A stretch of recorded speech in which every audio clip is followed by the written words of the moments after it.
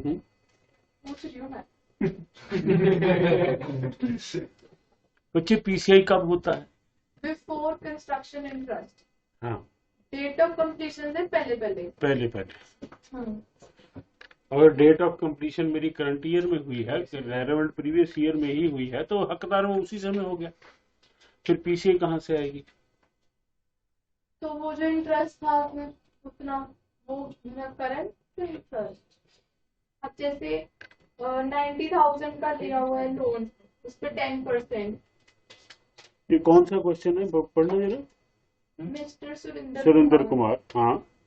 तो उसमें जो इंटरेस्ट बचता है 9,000 का, तो 9,000 के ही भी 9,000 लेके चलेंगे, उसका 3/4 1/4 तो हो गया, कितना सेल्फ ऑक्यूपाइड, कितना लेट आउट। ओके, मतलब 9,000 as a current year interest लेके चल रहे हैं फिर हम, कि हमने वो 90,000 रीपे नहीं किया और वो अभी तक चलता आ रहा है एट द रेट 10% पर annum। फिर वो एज अ करंट ही हुआ है ना, इसमें कोई पीसीआई नहीं। करंट सारा पीसीआई क्यों नहीं? क्योंकि वो उस बच्चे जब लोन दिया तभी घर बन के तैयार हो गया। हाँ, तो फिर मैं उसी साल मैंने करंट ईयर में ही लेना शुरू कर दिया, तो पीसीआई बनेगा कहाँ? पीसीआई तो तब बनेगा जब लोन मैंने पहले ले लिया और घर 2-3 साल बन के बाद में तैयार हुआ, तब बनेगा पीसीआई तो। यस, और सैलरी में भी डाउट है मुझे। वो कर दिया बेटे। हाँ जी, स्टार्ट। हाँ, तो रिकॉर्डिंग स्टार्ट कर दी बेटे। हाँ, यस, पूछो। कोई बात नहीं, पूछो बेटे, आप पूछो। इलस्ट्रेशन 19। इलस्ट्रेशन 19। इसमें लाइक लास्ट टाइम भी हम डिस्कस कर रहे थे ना कि एफआरबी लाइक 15,000 था 5,000 की जगह, तो वो नीचे वाले घर के लिए था जब वो तीसरे बार शिफ्ट होता है, ऊपर वाला 5,000 ही है। तो हमने वो चीज नहीं कंसिडर की थी क्योंकि यहाँ पे एक्चुअल रेंट मुझे एसेट्स नहीं गिवन है, तो उसमें मैंने फिर वो कंसिडर ही नहीं किया। अब सैलरी की कौन सी रजिस्ट्रेशन? 19। हाँ, एसपी यादव वाली। हाँ, क्या प्रॉब्लम है इसमें? ये हमने लास्ट टाइम भी डिस्कस की थी। हाँ, इसमें एफआरबी 15,000 नीचे वाले गिवन है, ऊपर एक 5,000 भी है, जो अगर हम उसको मल्टीप्लाई करें the number of the months तो it comes out at the least amount. ठीक है, बट फिर इसको फिर हम नहीं कंसिडर करेंगे क्योंकि फिर हमें एक्चुअल रेंट तो गिवन नहीं है, और तो फिर ओन्ड वाला केस हो गया। अकॉर्डिंग टू द पॉपुलेशन हम उतने ही परसेंटेज देंगे, है ना। इसमें एफआरबी वुड बी इग्नोर्ड। ठीक है, उसके बाद इलस्ट्रेशन नंबर 20 में ये आपने भेजा भी था, but the answer is not. बच्चे आपको मैंने उसमें लिख के भी दिया है, इसने गलत सॉल्व किया है इसने, क्योंकि ट्रांसपोर्ट अलाउंस की डिडक्शन दे रहा है जो खत्म हो चुकी है। कहाँ दे रहा है? 1,600 रुपए की माइनस कर रहा है।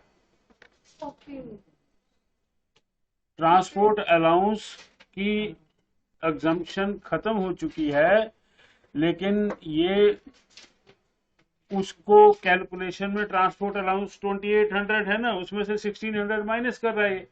अब 2800। हाँ, मैंने सॉल्व करके भेजा आपको, तो जो हमने निकाला दैट्स राइट। हाँ बच्चे, मैंने सॉल्व किया ना, फिर उसको मैंने देखा गड़बड़ कहाँ है, फिर मैंने देखा इसने 1600 माइनस करके सॉल्व किया हुआ है। राइट। उसके बाद जो हम वो डिस्कस कर रहे थे होटल अकोमोडेशन का 15 डेज वाला, तो मैम कहते हैं कि एक और जो बुक है एससी मल्होत्रा समथिंग, तो वो उस बुक में किस हिसाब से गिवन है, फुल डे टैक्सेबल या from 16th day taxable? Full day. Ma'am कहती है तो बुक नहीं है, उसके अकॉर्डिंग जो होगा फिर हम वहां से चलेंगे। हाँ, फुल डे। उसके बाद इलस्ट्रेशन 22। ओके। इसमें कार वाला पॉइंट है, तो which we can't solve right now. हाँ, बिल्कुल अभी नहीं कर सकते। उसके बाद क्वेश्चन नंबर 10 में हाँ, इसमें आंसर तो चलो ठीक है आ गया, बट हमें जो गिवन था employees and employers contribution to RPF, तो दिस इज नॉट अलाउंस, हमने इसको इंक्लूड नहीं किया। इसका ना कुछ कैलकुलेट किया है ना, मतलब बच्चे उसने क्वेश्चन क्या पूछा आपसे, क्या करने को कहा है? फिर रेंट फ्री हाउस में वो आता ही नहीं कहीं। क्योंकि प्रोविडेंट फंड का है, हाँ सिर्फ allowances, this is not allowance. हाँ उसके बाद क्वेश्चन नंबर 11 भी, हाँ जो सेकंड पार्ट है। हाँ, एक मिनट। मैंने सोल्यूशन भेजा आपको।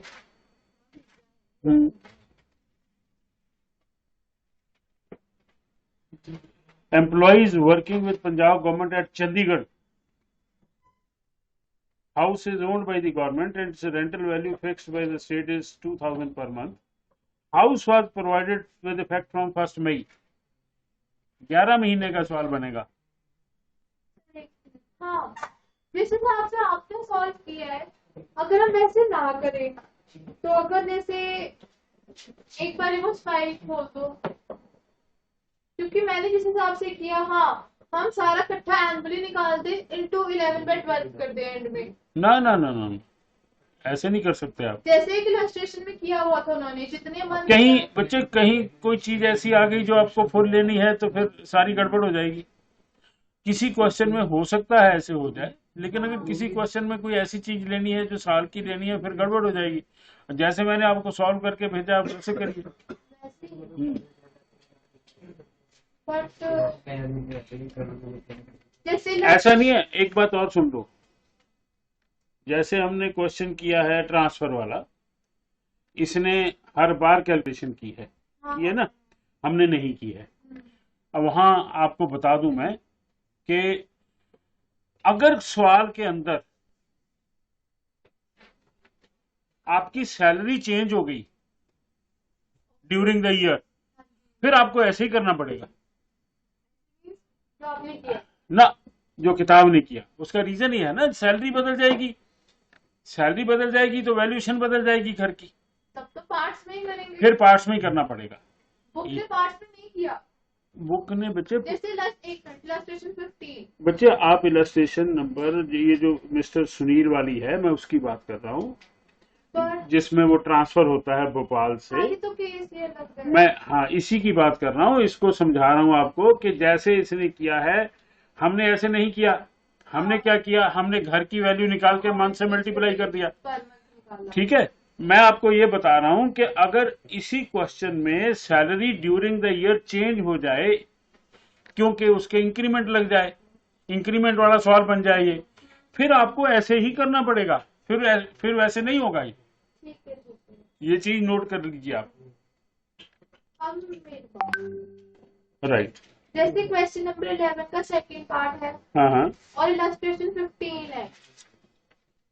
हाँ तो जैसे बुक ने किया एनुअली निकाल दो, फिर 8 महीने घर दिया तो इनटू हाँ हाँ हाँ हाँ, तो वैसे अगर हम इसमें निकालना चाहिए इनटू 11/12 कर देंगे, because 11 months the house is provided. हाँ हाँ, तो ये 11 मंथ्स करके अगर मैं ऐसे ही करना चाहूँ तो ये हो नहीं रहा।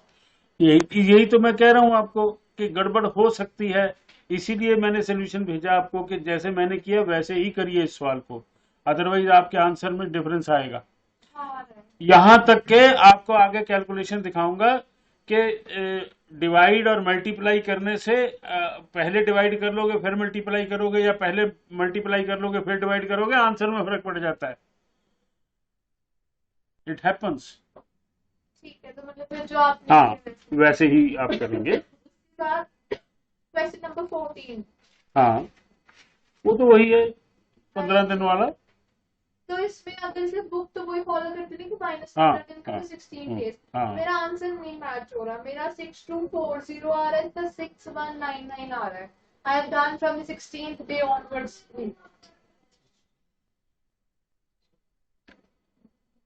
B part. हाँ, ए पार्ट तो एग्जाम्प्ट हो गए 15 दिन। हाँ बी पार्ट में आप 15 दिन माइनस कर दीजिए, तो बाकी आपसे 26 दिन 26 बचेंगे।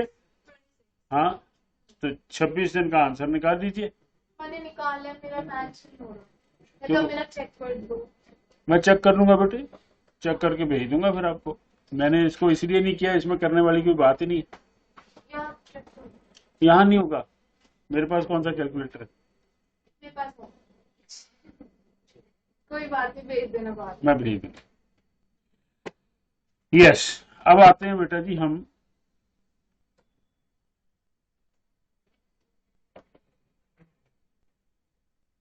नेक्स्ट पार्ट पे।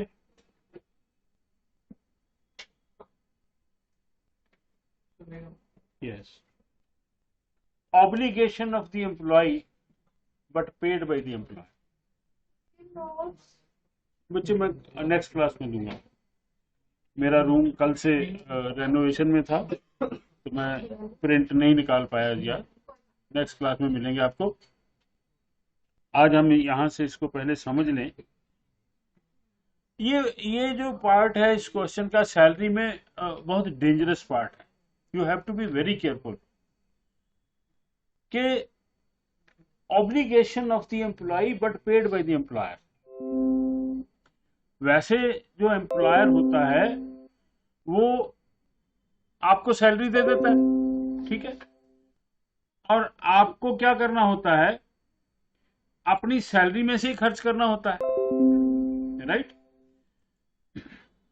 लेकिन अगर कोई एम्प्लॉयर आपका खर्चा अपनी जेब से कर दे, हाँ, जैसे मैं सिंपल एग्जांपल देके बता रहा हूं आपको ताकि आपको बात समझ आ जाए कि आपने एम्प्लॉय ने बच्चे की फीस जमा करानी है स्कूल में, ठीक है, तो मान लो 20,000 रुपये फीस है, उसने स्कूल जाना है और फीस जमा करानी है।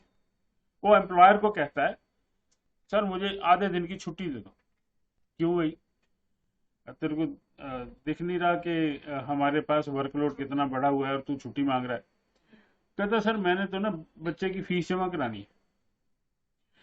कहता कोई बात नहीं, हम पीएन को भेज देते हैं, फीस वो जमा करा देगा, तू अपना काम कर।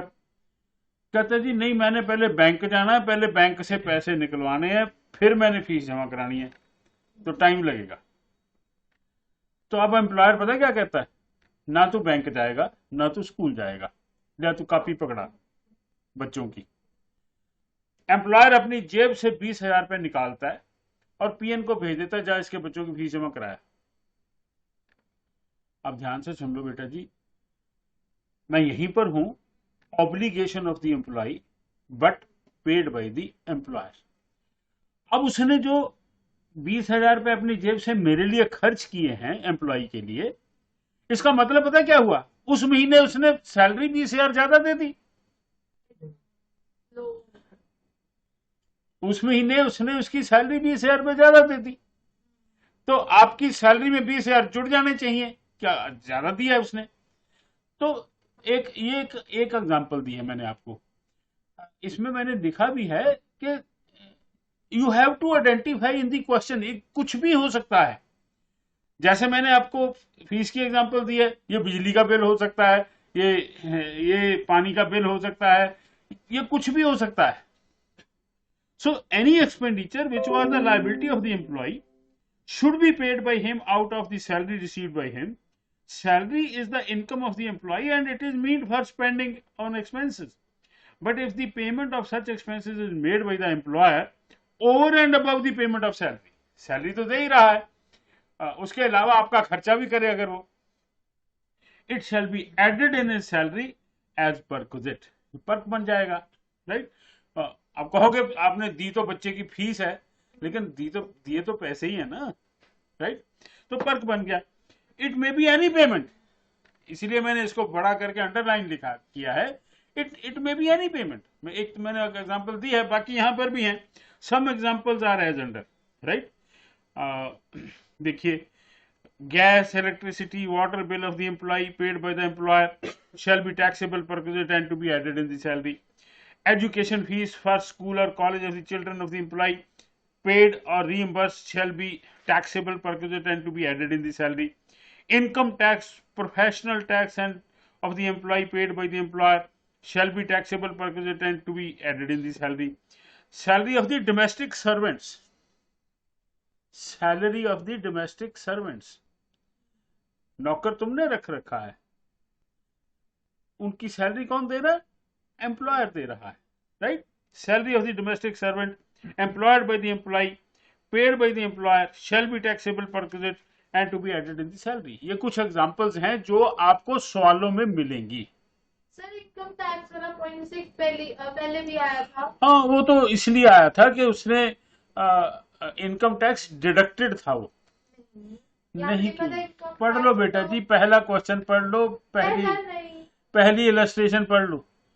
इलस्ट्रेशन 14 जो बीच में पूछा था उसमें भी बच्चे यही जो बात आप कह रहे हो वो पहले उसको समझो कि इनकम टैक्स दो तरह का, एक एम्प्लॉय की सैलरी से कट रहा है, एक एम्प्लॉयर अपनी जेब से दे रहा है। पेड बाय एम्प्लॉयर हाँ, ये दो बातें अलग अलग हैं। नील लिया था जब नीचे रीजन लिखा था it is a curve and it is already included. हाँ, वो इंक्लूडेड था इसलिए वो नहीं लिया था। अगर ये तो है, उसके अलावा है, हम क्या कर रहे हैं, सैलरी के अलावा अगर आप पर खर्च करता है, over and above the salary, हम वहां पर है। अगर वो सैलरी के अंदर है, लिखा नहीं था कि इंक्लूडेड है। नहीं, वो तो मैंने बताया था आपको कि ये मान के चल रहा है कि उसके अंदर है, राइट। इसी तरह से बेटे insurance premium paid by the employer on the life of the employee. Employee, ध्यान से सुन लो, यहां भी दो बातें हैं। अगर ग्रुप इंश्योरेंस कराता है एम्प्लॉयर अपने एम्प्लॉयज का, वो अपनी लायबिलिटी के लिए करवा रहा है, ये बात पहले भी आ चुकी है, राइट। बहुत सी बेटे इंडस्ट्री ऐसी है जहां एक्सीडेंट का खतरा रहता ही है, बॉयलर फट जाते हैं, राइट, आग लग जाती है फैक्ट्री में, तो 2 4 5 जो वर्कर्स हैं वो जल के मर जाते हैं, ब्लास्ट हो जाता है, कई बार होता है ऐसे। तो एम्प्लॉयर क्या करता है, उनका ग्रुप इंश्योरेंस करवा लेता है अपने लिए कि ये कल को ये कोई मर गया तो नहीं तो मुझे पैसे देने पड़ेंगे। ये बिल्कुल उसी थर्ड पार्टी इंश्योरेंस की तरह है, जैसे हम गाड़ी का करवाते हैं तो इंश्योरेंस कंपनी को भुगतना पड़ता है। लेकिन अगर एक एम्प्लॉय है, उसका इंश्योरेंस प्रीमियम एम्प्लॉयर पे कर रहा है, हाँ इंडिविजुअली, तो मैं यहां हूं। देन स्वीट इक्विटी शेयर्स और specified security allowed to the employee at concessional rates. जानते हो स्वीट इक्विटी शेयर, हमने कंपनी लॉ में पढ़े थे। आपको कंसेशनल रेट पर यानी कि अभी आएगा, ये पेटीएम का इशू आने वाला है, पब्लिक इशू आ रहा है, 16,000 करोड़ का पब्लिक इशू आने वाला है। अगर किसी ने लगाना हो तो जरूर लगाइए, राइट। है किसी का डीमैट अकाउंट? और एक बात समझ लीजिए, खास तौर पर शेयर्स में, कि कोई भी प्रॉपर्टी में, गोल्ड में, शेयर्स में, ये तीनों एक जैसी चीजें हैं।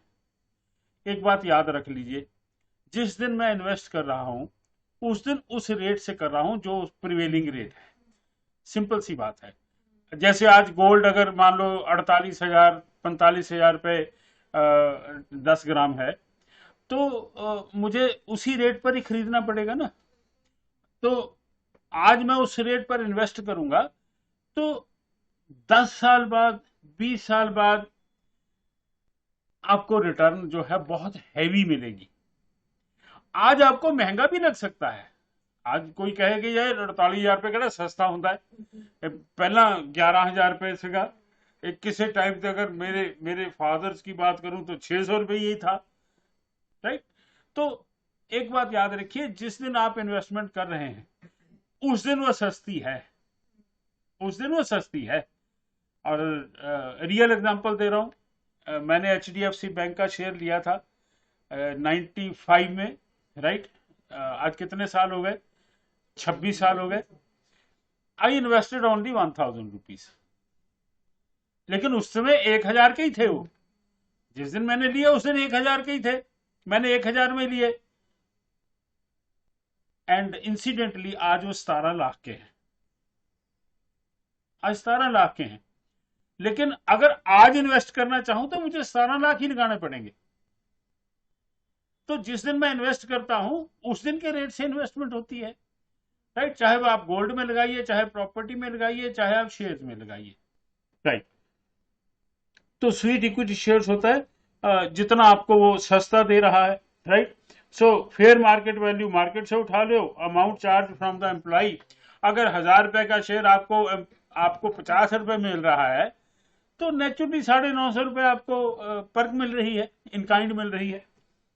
Then contribution towards approved superannuation fund, ये किसी किसी क्वेश्चन में मिलेगा आपको, थ्योरेटिकली बहुत मिलेगा, परक्विजिट क्या है? Amount contributed bye the employer minus 1,50,000, 1,50,000 तक वो कॉन्ट्रीब्यूट कर सकता है। एक्सेस करेगा तो पर्क बन जाएगा, राइट। देन फूड और बेवरेजेस, ये आपको सवालों में मिलेगा। कई बार क्या होता है कि आपका एम्प्लॉयर वर्क प्लेस पर वर्किंग आवर्स में आपको कॉफी, चाय, स्नैक्स, खाना दे सकता है। 3 हिस्से किए गए हैं। Free provided by the employer in remote area offshore during working hours is no perquisite. बहुत इंपॉर्टेंट है, आपको सवालों में मिलेगा। रिमोट एरिया में है, आप जंगल में है, ऑफशोर समुद्र में है, 100 किलोमीटर अंदर है समुद्र में, वहां कोई दुकान नहीं होती चाय की, खाने का कोई ढाबा नहीं होता। अगर आपको सारा दिन आपसे काम लिया जाता है तो नेचुरली आपको लंच प्रोवाइड किया जाएगा। कोई पर्क नहीं है, this is no perk. Then free tea, coffee, snacks provided during working hours is no Perk.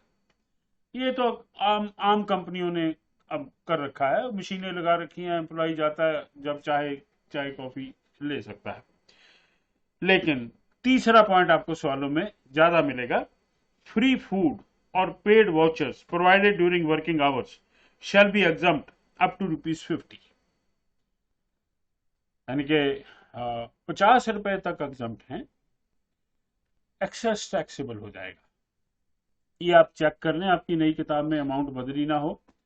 अब मेरे हिसाब से यही होगी, कई सालों से यही चल रही है, क्योंकि सरकार की नजर में कोई महंगाई नहीं बढ़ी है। जो बात मैं अंडरलाइन करके बोल रहा हूं उसको ध्यान से सुन लीजिए। सरकार की नजर में कोई महंगाई नहीं बढ़ी है। अब भी सरकार यही कहती है, कोई महंगाई नहीं बढ़ी है। 50 हाँ, मैं कह रहा हूं सरकार ये मानती है कोई महंगाई नहीं है। कह अभी रोई जाते लोग, कहता ये तो कांग्रेसी हैं जेडे रो रहे हैं। बीजेपी वाले तो कहते हैं 200 रुपए पेट्रोल हो जाए कोई बात नहीं, हम तो फिर भी मोदी मोदी करेंगे। करो भाई, मोदी मोदी करो, ऐश करो, राइट। देन गिफ्ट्स और गिफ्ट वाउचर्स, ये सवालों में मिलेगा आपको। Gifts given in cash fully taxable. Cash Diwali पर सबको 5-5 हजार रुपए दे दो, fully taxable. Gift in kind 5,000 exempt, excess is taxable. सबको एक एक फ्रिज दे दो 12,000 का, 5,000 रुपए माइनस कर दीजिए, 7,000 रुपए टैक्सेबल हो जाएगा। सो value of the gift is, मान लो 50,000 है, 5,000 माइनस कर लीजिए, 45,000 टैक्सेबल हो जाएगा। क्लब फैसिलिटी, ये सवालों में मिलेगी आपको। For official duty no perk. Example दे रहा हूं मैं आपको। कंपनियां अक्सर जब उनके ऑडिटर आते हैं, कंपनी का ऑडिट करने आते हैं ना, ड्यूटी लगा दी जाती है एम्प्लॉइज की, इनको एयरपोर्ट से उठाओ, इनको होटल ताज ले जाओ, वहां इनको सारा दिन आराम कराओ, शाम को इनको फिर वहां पर अच्छी सी दारू पिलाओ, अच्छा सा डिनर कराओ। अब सुन लो ध्यान से, आपकी ड्यूटी लगी है, तो आप भी लंच करोगे, आप भी डिनर करोगे उनके साथ, उनका मुंह थोड़ी देखोगे। ये थोड़ी होगा कि आप देखते रहोगे और उनको सर्व करते रहोगे। तो ये कोई पर्क नहीं है, ये आपकी ड्यूटी लगी हुई है, it's a duty. Then health and sports facility to all employees at the employer's premises, no perk. Best example दे रहा हूं, आजकल कंपनियों ने जिम लगा दिए हैं। Even Punjab school education board ने जिम लगा रखा है टॉप फ्लोर पर। तो एम्प्लॉइज के लिए जब आपको मान लो छुट्टी होगी, आपका मन करता है यार, और पीजीआई में चले जाइए, थिएटर है, फिल्में चलती हैं डॉक्टरों के लिए, यानी कि जब आप फ्री हैं जाके फिल्म देखिए, राइट। तो ये जो फैसिलिटीज हैं, हेल्थ एंड स्पोर्ट्स फैसिलिटीज है, कोई रिक्रिएशनल फैसिलिटीज है, ये कोई पर्क नहीं है। यस, नंबर 3 पर है जो टैक्सेबल है, पर एम्प्लॉय एंड हिज फैमिली। यानी कि कोई कंपनी का सीनियर ऑफिसर है, कोई डायरेक्टर है, उसको आप चंडीगढ़ ट्रांसफर करते हो और उसको साथ में चंडीगढ़ क्लब का मेंबरशिप देते हो इंडिविजुअली, उसको और उसके परिवार, टैक्सेबल। अगर इंडिविजुअली होता 100 to be employee, taxable. For employee and his family, expenses paid or reimbursed by the employer fully taxable. Right. Then use of movable assets. ये सवालों में मिलेगा आपको। Owned by the employer, 10% of cost is taxable. इसकी example हम already कर चुके, furnished house में furniture provided 10% of cost. Hired by the employer, ये भी उसमें कर चुके हम, hire charges, actual hire charges are taxable. Use of laptop and computers always exempt. ये मैंने शब्द ऑलवेज इसलिए लिखा है कि सवालों में आपको घुमाया जाता है कि लैपटॉप तो आपको दिया, आप घर ले गए, आपके बच्चों ने यूज कर लिया। यूज कौन कर रहा है? आपके बच्चे कर रहे हैं। Even then it is exempt, it is always exempt. Use and transfer of telephone, mobile, always exempt, ध्यान रहे। Then transfer of movable assets. Transfer का मतलब क्या होता है? एम्प्लॉयर आपको ही दे दे। ये अक्सर बैंकों में तो अक्सर होता है, बैंक एम्प्लॉइज को फर्नीचर प्रोवाइड करता है बैंक, जो सीनियर ऑफिसर्स होते हैं बैंक प्रोवाइड कर देता है, और जब वो पुराना हो जाता है, 2 साल 3 साल 4 साल 5 साल जैसा भी है, बैंक कहता है अब इसको आप ही रख लो। इट हैपन्स, कंपनियां भी करती हैं।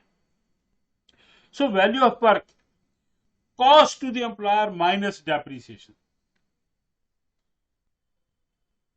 पुराना होता जाता है, वो दे भी तो इसीलिए रहा है कि पुराना हो गया यार, तू ही रख ले अब, राइट।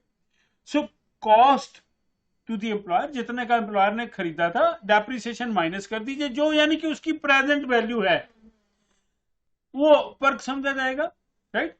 लेकिन इसमें जो डेप्रिसिएशन के रेट्स हैं वो क्या है? टीवी, इलेक्ट्रॉनिक आइटम्स, और ये 3 चीजों को इलेक्ट्रॉनिक मानता है इनकम टैक्स।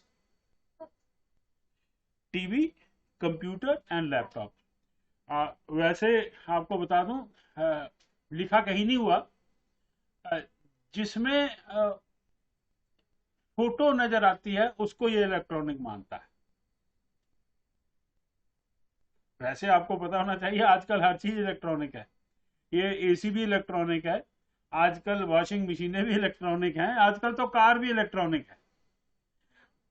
यानी कि इलेक्ट्रिकल इंजीनियर अब सबको चाहिए, एसी वालों को भी चाहिए, कार वालों को भी चाहिए, फ्रिज वालों को भी चाहिए, सबको चाहिए। लेकिन इनकम टैक्स एक्ट जो है वो सिर्फ इन 3 चीजों को इलेक्ट्रॉनिक मानता है।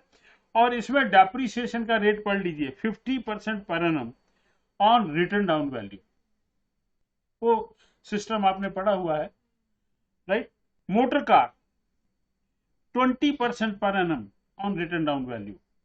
कार की डेप्रिसिएशन 20% लगेगी, टीवी, कंप्यूटर, लैपटॉप की 50% लगेगी, ऑल अदर एसेट्स 10% लगेगी, एक्चुअल कॉस्ट पर लगेगी। एक रिटर्न डाउन वैल्यू होती है, एक एक्चुअल कॉस्ट होती है, जो यानी कि लाख रुपए की चीज है, हर साल 10,000 डेप्रिसिएशन, 10 साल बाद खत्म, actual depreciation. Mobile phone others में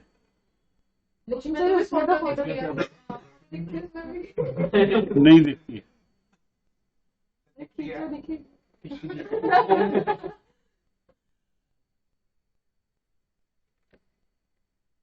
फोटो का मतलब यहाँ है, यानी कि जब मैं टीवी देखता हूं तो वहां फोटो चल रही है, कंप्यूटर पर चल रही है।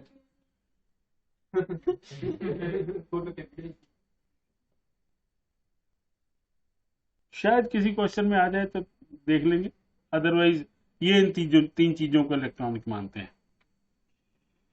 ओके, हाँ, जो सबसे जरूरी बात यह है कि अकाउंटेंसी में जो डेप्रिसिएशन है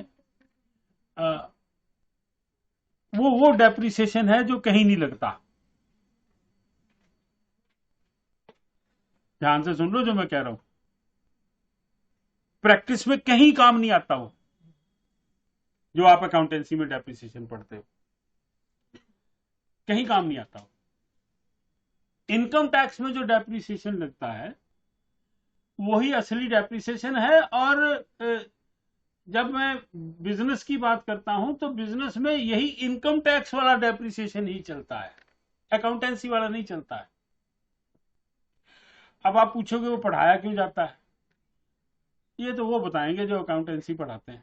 क्यों पढ़ा रहे हो भाई इसको, जो ये किसी काम का ही नहीं है। हाँ, डिफरेंस मैं अभी आपको दो बातें बता सकता हूं।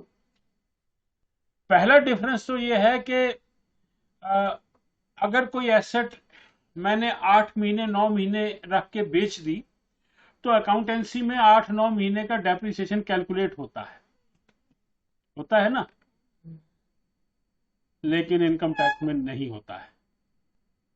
चाहे तुमने 11 महीने रख के बेच दी, इनकम टैक्स में डेप्रिसिएशन नहीं लगता है।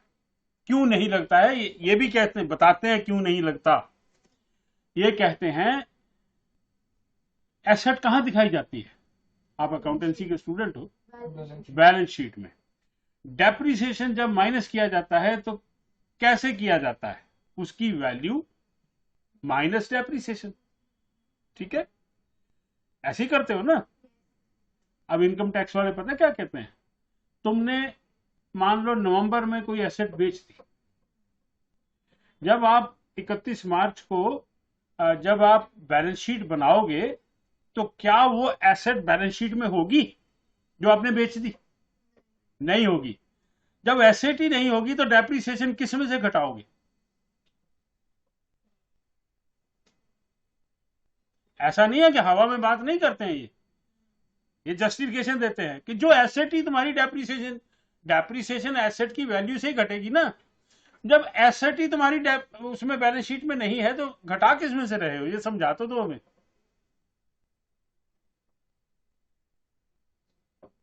पर जो बेची है उसको तो भी लगेगी ना डेप्रिसिएशन। मुझे लग गई, मैं कहता हूं लग गई, दिखाओगे कैसे बैलेंस शीट में? एसेट में से ही घटानी थी ना, एसेट तो है ही नहीं वहां।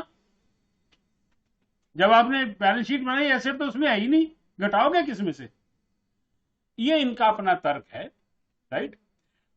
और दूसरी बात यह है कि जब आप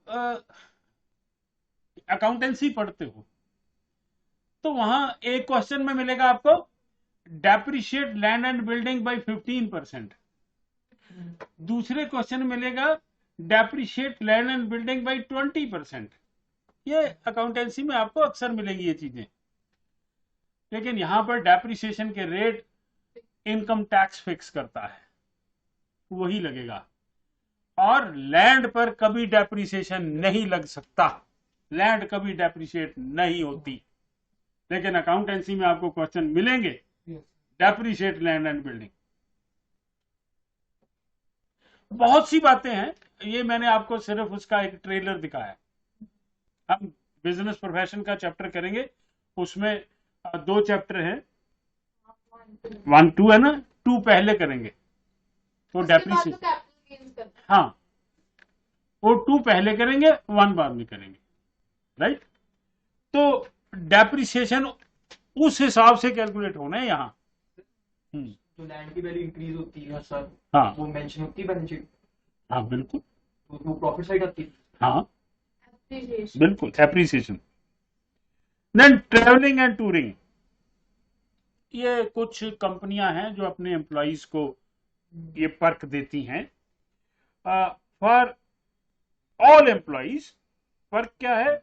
paid spent by the employer minus recovered from the employ.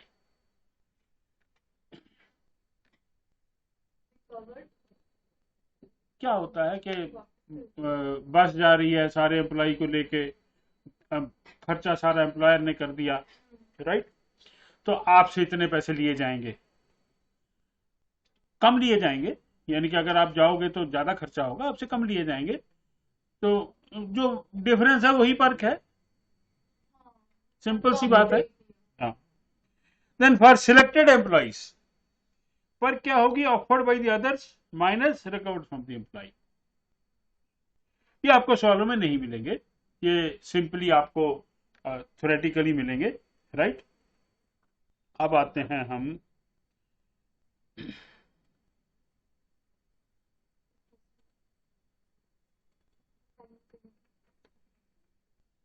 perquisites taxable in specified cases only. Perquisites taxable in specified cases only. बहुत ही इंटरेस्टिंग एरिया है सैलरी का। लास्ट पार्ट है पर्क्स का, यानी कि यहाँ तीसरा पार्ट हाँ खत्म हो जाएगा। कहते हैं these perquisites are taxable only if he is a specified employee. It means that where he is not a specified employee, these perks provided by the employer are not taxable. Be careful. यानी कि जब आप salary का question पढ़ेंगे, आप 2-3 चीजें हैं जिनको आपको मार्क करना है, मैं आपको याद दिला रहा हूं न्यूमेरिकल करते हुए। नंबर 1, गवर्नमेंट या प्राइवेट, प्राइवेट तो होगा ही, गवर्नमेंट का सवाल ही नहीं आएगा, प्राइवेट तो होगा ही। पहली बात आपको ध्यान रखनी है कि उसकी सैलरी कब ड्यू होती है, फर्स्ट डे और last day of the month. दूसरी बात आपको हमेशा ध्यान में रखनी है शहर कौन सा है, क्योंकि जब मैं रेंट फ्री हाउस की वैल्यूएशन करता हूं तो in case of metros it is 50% and in all other cases it is 40%। तीसरी बात जो आपको ध्यान में रखनी है वो यही है कि वो स्पेसिफाइड एम्प्लॉय है कि नहीं है। अगर वो स्पेसिफाइड एम्प्लॉय है तो ये पर्क्स टैक्सेबल होंगी जो इसमें पढ़ी जा रही हैं। अगर वो स्पेसिफाइड एम्प्लॉय नहीं है, ये पर्क्स दे ही जा रही हैं, उसको दे रहा है employee, but they are not taxable. और यहां जो थ्योरी बनी थी इसके पीछे, वो ये थी स्पेसिफाइड एम्प्लॉय का मतलब है कि बड़ा आदमी है, हायर पोजीशन पर है, इसलिए आपको आपके लिए टैक्सेबल, आप बड़े आदमी हैं। लेकिन जिस दिन मैंने पेपर दिया था उस दिन भी इसकी यही डेफिनेशन थी, आज भी यही डेफिनेशन है। आप किताब में चेक कर लीजिए कि अमाउंट बदली तो नहीं है। हाँ, यहां है, ठीक है। अब मैं फिर बता रहा हूं आपको, साल की सैलरी आपकी, अगर साल की सैलरी 50,000 रुपए है तो आप बड़े आदमी हैं। मैं फिर कह रहा हूं, सरकार की नजर में महंगाई नहीं है। और एक बात एग्जांपल और दे दूं मैं आपको, मेरे कॉलेज का पीएन, मेरे कॉलेज का जमादार जो झाड़ू लगाता है, उसकी सैलरी भी 50,000 रुपए से ज्यादा है साल की, और महीने की उनकी 40-40 हजार की है। और ये जिसकी 50,000 साल की सैलरी, उसको ये बड़ा आदमी मानते हैं। How strange it is. मैं हर साल चेक करता हूं कि सरकार की आंख खुली कि नहीं खुली, सरकार को महंगाई नजर आई कि नहीं आई। नहीं आ रही है। हाँ, जिस दिन ये बनी थी 1961 में, it was a very big amount. जिस दिन मैं पहले दिन प्रोफेसर लगा था, मेरी सैलरी 500 रुपया भी नहीं थी per month. I was getting 469 rupees per month, यानी कि साल की 6,000 भी नहीं थी। और एक प्रोफेसर की सैलरी 6,000 नहीं थी तो नेचुरली 50,000 वाला तो बहुत बड़ा बंदा होना है। उस समय तो ये बात ठीक थी। लेकिन आज नहीं ठीक है, राइट। अब देखिए, an employee is said to be specified employee कौन है? If he is a director of the company का, यानी कि जिसकी सैलरी 50,000 से ज्यादा है और जो कंपनी का डायरेक्टर है, दे आर इक्वेटिंग दम, दोनों एक हैं। और दूसरा पॉइंट है, he has substantial interest in the affairs of the company, उसके कंपनी के 20% शेयर उसके पास हैं। He is holding 20% equity shares with voting power in the company. अब जो बात आपको बताने लगा हूं, ध्यान से सुन लीजिए। अगर आपके पेपर में सवाल आता है और उसकी सैलरी अमाउंट बहुत छोटी है, जैसे 3,500 रुपए महीना, सावधान हो जाइए, हम यहां हो सकते हैं।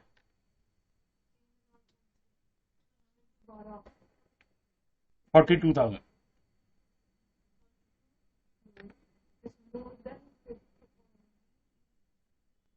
$50,000 से नीचे है अगर आपकी सैलरी, आप छोटे आदमी हैं। उस सवाल में अगर ये पर्क्स हैं, ignore them. And it has happened in our examination, हमारे पेपरों में होता रहा है कि सैलरी का क्वेश्चन आए और आपकी जो सैलरी है वो अमाउंट बहुत छोटी है, तो ये पर्क आपको सवालों में मिलेंगे। Be careful. फिर मुझे टैक्सेबल नहीं करने हैं। और ये कौन कौन से हैं? सबसे पहले है मोटर कार। टाइम का ध्यान रखें बेटा जी। हाँ, बस 4 मिनट और। ओके। सबसे important motor car. Employer car किसको देता है? बड़े आदमी को, छोटे एम्प्लॉय को थोड़ी देता है, राइट। हाँ, कार के बारे में लंबी चौड़ी कैलकुलेशन है ये, यानी कि प्रोविजन काफी लंबी है, लेकिन सवालों में हमें बहुत छोटी सी बात समझ आकर लानी चाहिए। नंबर 1, आपको यह देखना होगा कि वो कार पर्क है कि नहीं है। बड़ा आदमी छोटा आदमी तो पहले हो गया, फिर क्या वो कार पर्क है? जैसे एग्जांपल दे दूं मैं आपको, मैं अपने घर से कॉलेज जाता हूं, अपनी कार पर जाता हूं, अपना पेट्रोल डलवा के जाता हूं, क्या एम्प्लॉयर ने मुझे कोई पर्क दी है? नो। Be careful. आपको कार एम्प्लॉयर ने दे दी, पेट्रोल भी डलवा दिया और आपको कहा वहां जाओ ये काम करके आओ, वहां जाओ ये काम करके आओ, आपको कुछ नहीं दिया, उसने अपना काम करवा रहा है।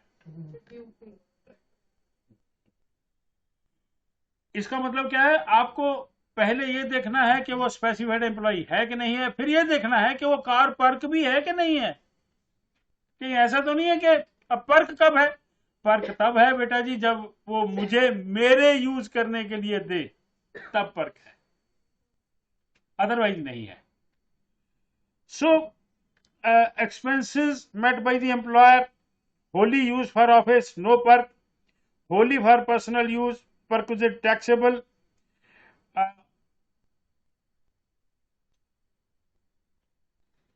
car is owned by the employer, car किसकी? एम्प्लॉयर की।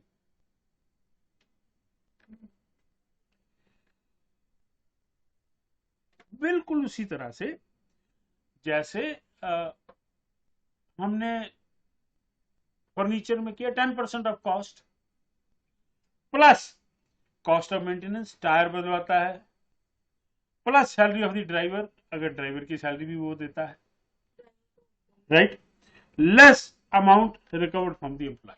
ये आपको सवालों में नहीं मिलेंगे। सवालों में आपको जो मिलेंगे वो मिलेंगे, ये तीसरा पॉइंट, ये आपको सवालों में सबसे ज्यादा मिलेगा, partly for office use and partly for personal use.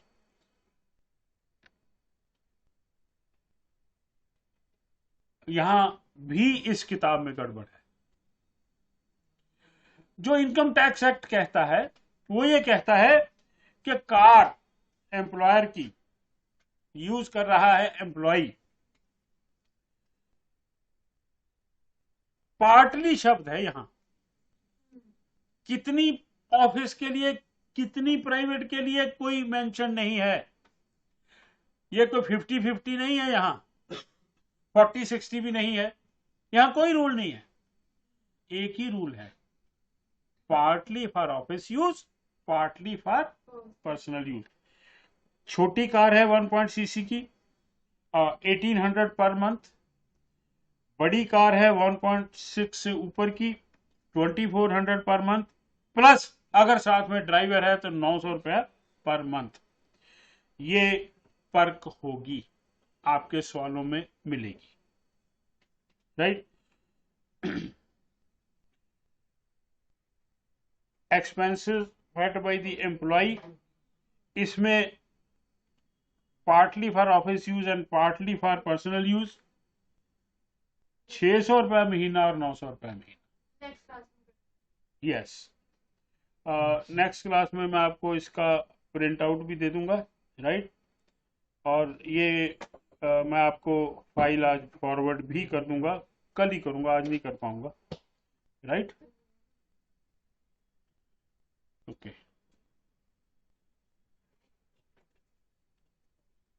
Okay.